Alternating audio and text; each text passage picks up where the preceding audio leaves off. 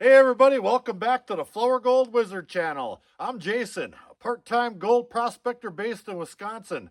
Today, we're going to be looking for leftover gold from the Ice Age. That's right. Back in the day, a couple weeks ago, the glaciers pushed over gold fields in Canada and made their way down to different parts of Wisconsin. I'm at such a location right here. Let me show you around a little bit. But before we get started, I'm going to go ahead and introduce the mining team. That's right. We have Rigby right here. He's the mine boss. He's the most famous gold sniffing hound in the world. Isn't that right? And over here, we have Rex and Bowser. Rex is the mine boss in training. And Bowser he's kind of like our rock truck driver. Now, way back in the day, when the glaciers were coming down, they advanced and retreated and advanced and retreated, and they ground everything right down to the bedrock in a lot of occasions and ground all the gold up into powder. And sometimes you can find larger pieces, and we do. And these big huge mounds like the one right behind my truck there are great big old piles of glacial till right there. It all got mounded up, and as the glaciers were melting through chutes and tunnels and small little rivers. I mean, those glaciers were monstrous, maybe a mile thick, right? And as they melted, they accumulated piles just like this everywhere. And believe it or not, there's pretty darn good gold in this stuff. And we came down here and made a couple of videos out of this exact pile right here. Now, there are piles, like I said, everywhere, but this one happens to be exposed, and I don't have to dig through all that forest dirt right there and roots and trees and such. It's already exposed for me. Now, would I want to get down to the bedrock and find the best gold? Probably. I would venture that there's going to be some really good gold down on the bedrock here, but that could be a mile deep around here. If you look at a geological map, a bedrock map of Wisconsin, you can go a mile, maybe 2 miles deep before you hit bedrock, and we won't be digging that deep, mainly because we can't, and there's gold in this stuff right here.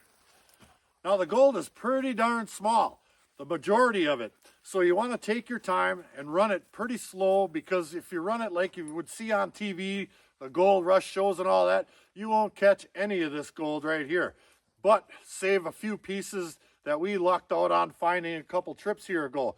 Now, we did find, I think, 4 nice little pieces with lots of little powder. And the goal here is to run volume.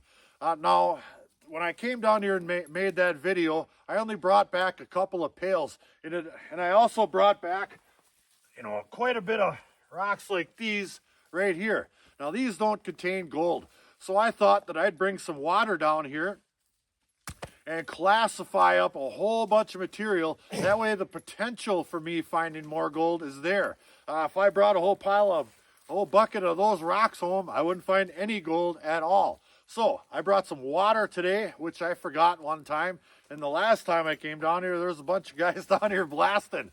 But I didn't forget anything today. We have a classifier, tubs, buckets, water, and most importantly, a great attitude. So we're going to get set up right back there, and we're going to do some classifying, get this stuff home, and run it over a sluice in a controlled environment, and I guarantee you we're going to see some gold. Will we find any big stuff? Let's find out. Now, I've got 18 gallons of water in this jug right here, and my plan is to just take my homemade classifier right here, Jocelyn, stick it in this here pail, add water, and classify out all the non-gold bearing material, like those rocks. And we'll fill up this big old tote right here. We'll fill up these couple of pails, and we'll have nothing but potentially gold bearing material to bring home and run. So let's get started right now.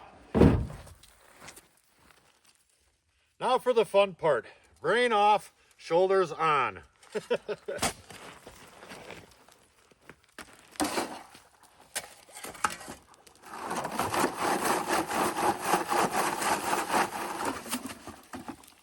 All this is non-gold bearing material. Now, we don't have to waste our time filling up buckets with, getting them home, and taking care of it there. All all the leftovers get to stay right here. We're going to find some gold in this.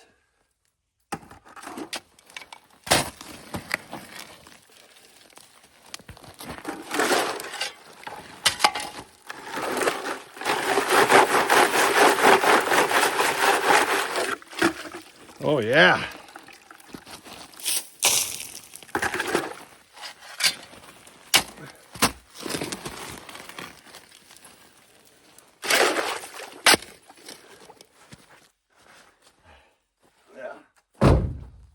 It doesn't take long at all. The material is relatively clay-free, and it goes through that classifier like a breeze. So I've already got one done, and it took maybe 5 minutes. It's going to be incredibly dirty material, but I've got a little solution for that back at the ranch. So we'll get this one dumped in our tub and continue.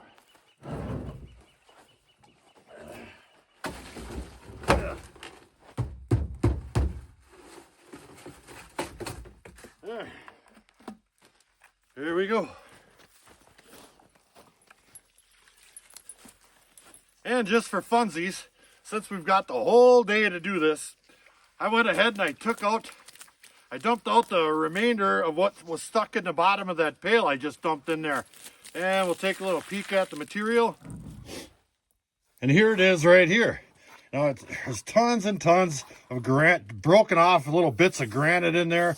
And, you know, little bits of white quartz all busted off. And there's some clear looking material. I'm sure there's some jasper and all kinds of other minerals in there and vitamins. But most importantly, we're looking for gold. So I'll go ahead and I'll pan this one down right here before we get back to filling up pails. Now I don't have a tub here to pan in, but there is another way to do it. Basically, you just settle all that material like such, get it all liquefied, and the gold will sink through that. Especially this material here, it's quite light, and the gold tends to sink through it fairly readily. So I just take it and I dump off a little bit off the top. Add a little bit more water, just like that. But the key to it is making sure that that water is liquefied and your material is settling. You don't want to do it so violently that it's all just mixing up again. You just want to have a nice little rhythm there. And then you dump off a bunch of that material. And you do it again.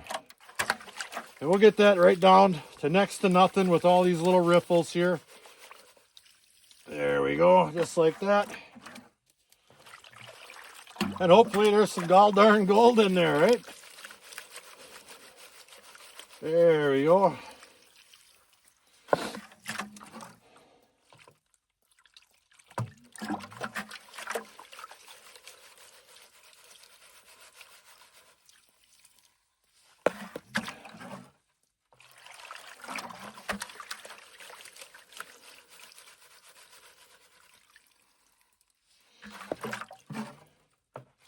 All right, that should be good enough. I think we could pull that back. And doing that clears the water up nicely. I'll get rid of a little bit of that. And we'll give her a little taps. There we go. Now we'll see if there's anything in it.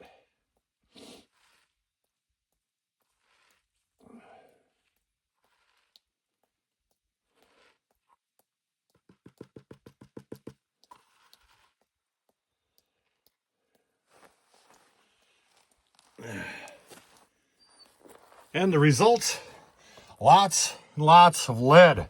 That's all lead. People come down here and do target practice here, but there is gold. Right there's a little piece right there. It's incredibly small.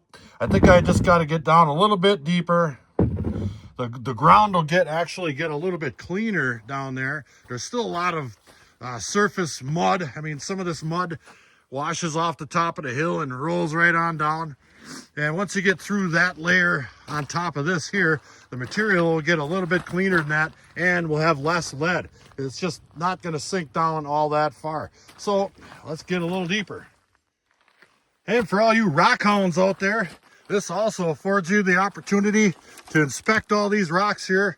And once they get washed off just a little bit, you always find something cool at the sand pit here, the gravel pit, like this guy right here. That's mighty handsome looking rock for sure.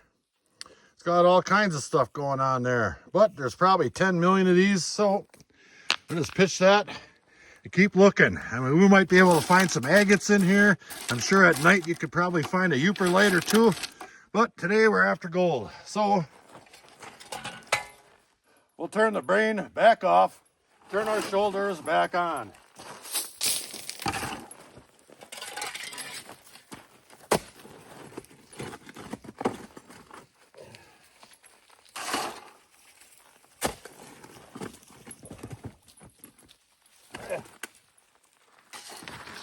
Here's a little example of what I was talking about before, about some spots down here getting a little bit cleaner. I see right there, I just uncovered that right there. Let me try to get some of this out of the way of the front of it. I can see how it's kind of got cavities in there, and the material looks really clean. Yeah, that's the area I want. Now, I don't know exactly why that's like that, but in theory, in my mind, I think that when all this was happening, when this was being built, there perhaps was an exorbitant amount of water rushing over the face of this thing right here before it filled up a little bit thicker and a little bit thicker and washed all the material a little bit lower than that layer right there. And just underneath that, I think would be a good spot to check. So if we can get the sides to stop caving in on me, because they are, my goal is to get down and underneath that layer. Once we hit that layer last time when we found those nice pieces, well, we found those nice pieces. We are on our last pail, and I've been getting some pretty good numbers of shovels out of that really good looking material down in there. You can see the difference between that stuff and the sidewalls here. Oh yeah, let's see if we can't get another one.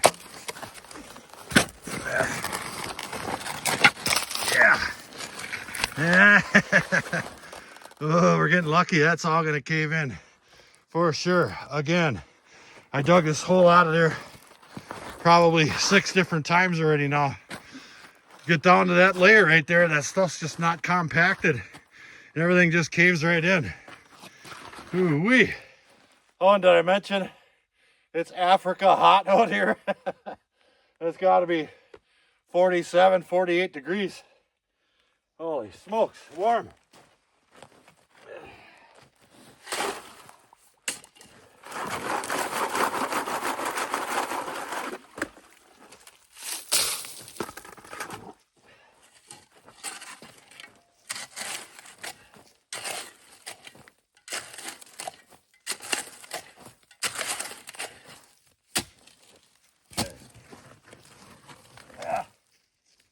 There it goes.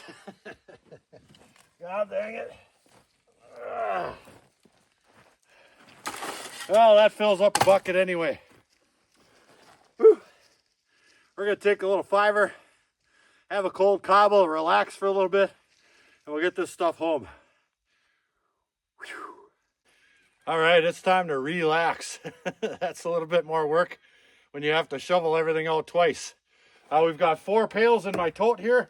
I wanted to put another one on there, but the side's starting to split. This isn't the best tote in the world, but it's doing its job today. And I got 2 full pails over there. My water's gone. It's a beautiful day out. Cobbles, everybody. Cobbles. All right, we've got all our material home. Like TV magic. I've got it all sitting right here and my sluices set up. I'll show you my configuration before we start running this material. I have high hopes. And we are ready to roll.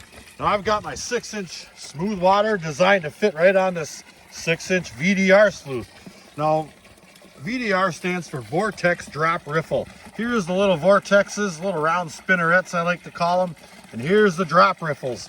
Now that sluice there takes a little bit more water. It's a little bit more aggressive than, say, this sawtooth mat I got down here.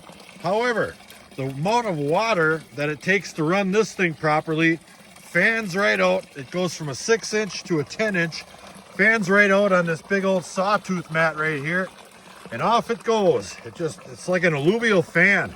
So hopefully we'll be able to capture some of the really, really super tiny stuff that in there that I might not capture in here. And it's just another surface area variance. You know, if a piece of gold doesn't like that mat, maybe it'll like that one. The more the better, right? So let's grab a scoop out of this old pile of muck. We'll throw it on there, see what happens. Those things are running real nicely, dancing around just like you would want. That'll provide the exchange that you're looking for. Lights out, heavy's in, and I can already see a couple pieces of lead up in there. And we'll scoot on down here to the sawtooth mat. And that's still holding on to some of the lighter material. That's what you want to see. That will definitely exchange the lights for the heavies. Oh yeah. So this is going to take me just a little while. I'll probably have 30 or 40 pretty beach rocks, PBRs, and we'll run all this material. We've got this tub, I don't know, probably 3/4 run already. I still have those 2 pails to go. Still on my, I don't know, only my 8th cocktail. And I haven't been seeing any gold until I put on my glasses. So we'll take a little bit of a peek. Now, I might have to do a clean out here because we are getting absolutely mobbed, choked to death with lead. This thing is full of lead from top to bottom, and now the lead is starting to accumulate down in this sawtooth mat down here, and lots of it too. Holy smokeroonies. That's another nice thing about having clean water. You can see all your equipment's running, and you can see if you got any gold or not. And the piece of gold that I spotted is right there, right down in there. One little flake, but it's a little flat one. That is encouraging, and I'm not going really super slow here. I know these mats can take it, so I do believe I will. I'm going to go ahead and grab another tub, some water. I'm going to clean these mats out and then run the rest, and then we'll see what we got. And don't even think about coming to get my gold.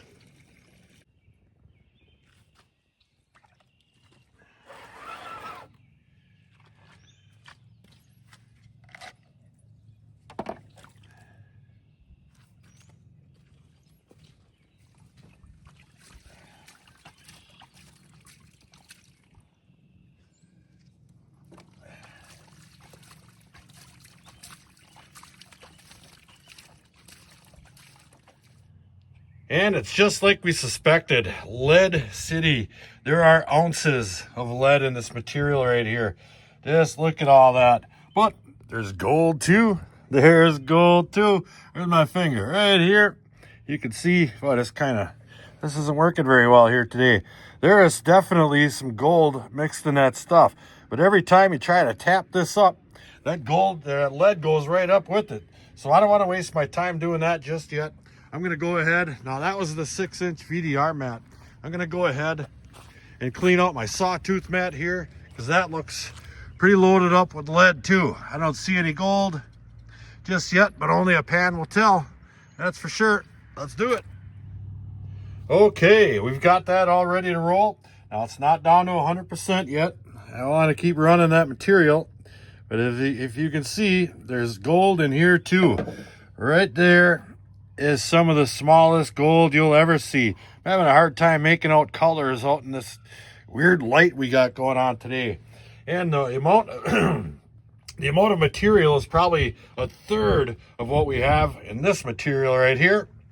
But there's still a good amount of lead in there. Quite a bit of it is smaller. Those sawtooth mats don't hold on to a lot of the larger bits like, say, that other mat would, as you can see. So what we're going to do is run the rest of that, get it in the shop, and take our notes. All right, back in a bit.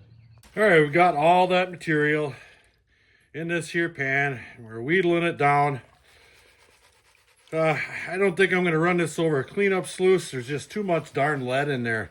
So I'm hoping that I can pan it out, just straight old-fashioned panning.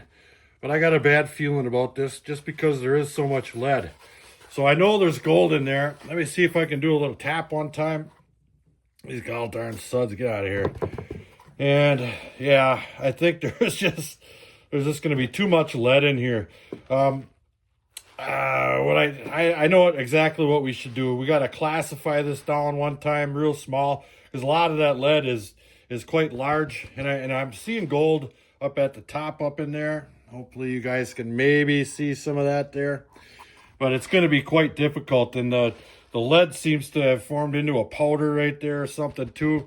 But there is a good amount of, I can see a bunch of flakes of gold in there. All right, let me classify this down. And that's going to be my only shot. Give me a minute. Oh, 26. Down, down, down, down, down. Oh, yeah. All right, now I've got a 30 mesh classifier right here. Anything bigger than that, I'll be able to pan out. Well, maybe. But I didn't see much for gold in there larger than small specks. That flake we saw out there in the sluice, that might have been a chunk of brass. I thought it looked a little bit off color. And I haven't seen it in here, well, yet. I mean, there's so much lead to go through here. So this should take no time at all. I mean, there's only about a tablespoon of material left in there. But I do believe this will be the best way to do it. So, got my material right here. I'll dump it in that pan. Put this off to the side. And we'll just take a little peek at what's left in there. There we are. And it's a lot of lead and brass. That's for sure. I'll have to get my glasses on just in case. I can't see anything anymore. I'm 94 years old. Jeez. Nothing but lead and brass. No gold in the big stuff. Dang. But here's the little stuff right here. And I noticed I was just starting to pull it back a little bit. And the amount of small lead in here is insane as well. I mean, it kind of just looks peppered, you know, black and white through the camera here. But all those little white spots in there, that's all lead. Holy smokeroonies. This is going to take me a little bit. Let me see if I can get this tapped up just so we can see a little bit of gold. And, oh yeah, there we go. Hold on. Let's take a little look up close. Right there. Those are pieces of gold for sure. And we just started pulling that back. Now I did see some gold. Oh, look right there too. Oh man, I can see it on that whole top edge right there. Hey, mate, we might be onto something here. Let me see if I can fight through that lead and we'll take a little look at the gold. Well, we have it for the most part. There's some weird substance right in here. And I do believe we found this before. It might be sulfides, but it's got like a, I don't know, yellow, maybe puke green tint to it. And it's heavy as all get out. Watch this. I'll try to pull some of this back here. But look at all the gold. We did really, really well there. And I do believe that flake right there is the one we were looking at in the sluice earlier. Or maybe it's this one here. We actually caught a couple. That one kind of looks more like it right there. Kind of got the same shape. Yeah, but that's all gold for sure. And if you'll notice, I'll try to pull this back. That powder just does not move. I don't think it's lead powder. I'm not really sure. But dang. Well, it might not be a pound of gold. A pound of lead probably. But it was still fun. That spot there, it's easy pickings. I tell you what, if you can deal with the hillside sliding down on you every time you get a shovel deep, well, then you're in business. Bring a classifier and a little bit of water so you don't have to bring all those cobbles home with you, and you stand a much better chance for bringing home potential gold-bearing material. And we did. We brought right around 6 pails home. That's a pretty good pile of gold right there. We had a great time, and I hope you enjoyed it too. So until the next episode, like, share, subscribe. Please do leave a comment. It helps build our channel. Check out our Patreon page in the description box below. Flourgoldwizards, out.